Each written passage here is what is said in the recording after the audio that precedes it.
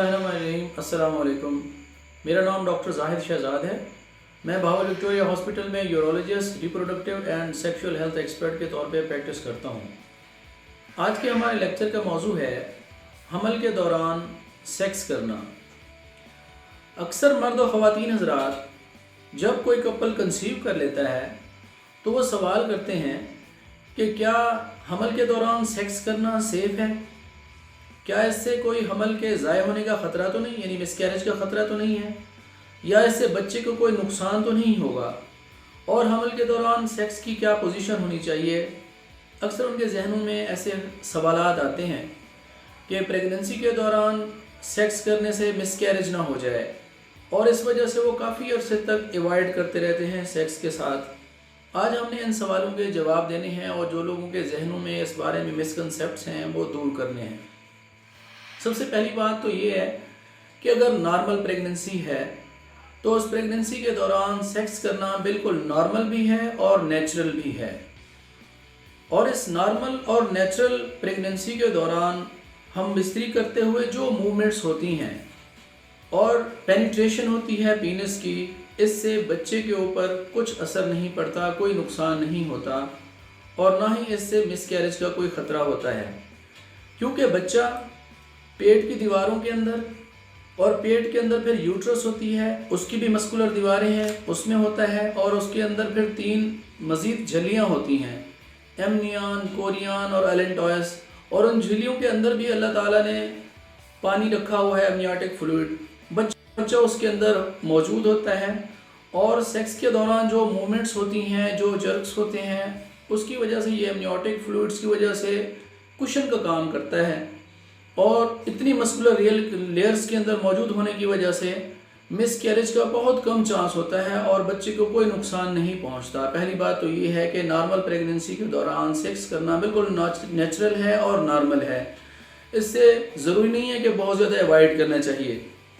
इसी तरीके से कुछ कंडीशंस हैं, कुछ हालात हैं जिसमें सेक्स करना फ़ायदेमंद होता है, और कुछ प्रेगनेंसीज़ हैं जिसमें सेक्स कंट्राइंडिकेटेड बताया जाता है। पहले हम डिस्कस करेंगे कि कौन सी कंडीशन में ये फ़ायदेमंद होता है सेक्स करना। तो अगर फुल टर्म हो जाए और ओवर डेट प्रेगनेंसी हो जाए तो आखिरी हफ्तों में सेक्स करने से तो इंड्यूस कर सकता है लेबर को। लेबर का मतलब ये है कि दर्द ज़ेह, यानी बच्चा पैदा होने का जो दर्द होता है वो स्टार्ट किया जा सकता है अगर आखिरी दिनों में इंटरकोर्स किया जाए, क्योंकि सीमन के अंदर यानी मनी के अंदर हार्मोन्स होते हैं जिसको हम प्रोस्टाग्लैंडिन्स कहते हैं, और ये प्रोस्टाग्लैंडिन्स इंड्यूस करती हैं प्रेगनेंसी के लेबर को। तो ये प्रोस्टाग्लैंडिन्स लेबर को इंड्यूस करने के लिए बहुत फ़ायदेमंद होती हैं, लेकिन ये थ्योरी है, इसका आर्टिकल्स या रिसर्च के अंदर कोई इस तरह का नहीं है कि ये प्री टर्म लेबर भी कर सकता है, ये नहीं करता, ये सेफ़ है। तो आखिरी दिनों में बाज़ औक़ात सेक्स करना एक फ़ायदेमंद भी हो सकता है, 50% चांसेस हैं। किस कंडीशंस के अंदर ये कंट्राइंडिकेटेड है कि सेक्स नहीं करना चाहिए प्रेगनेंसी के दौरान, तो उसमें नंबर 1 है हाई रिस्क प्रेगनेंसीज। इससे पहले अगर कोई हिस्ट्री है मिसकैरेजेस की, कि हम बिस्तरी करने के दौरान अगर मिसकैरेज हो जाता है, हमल ज़ाय हो जाता है, तो ये हाई रिस्क प्रेगनेंसीज हैं, इस दौरान सेक्स को अवॉइड करना चाहिए।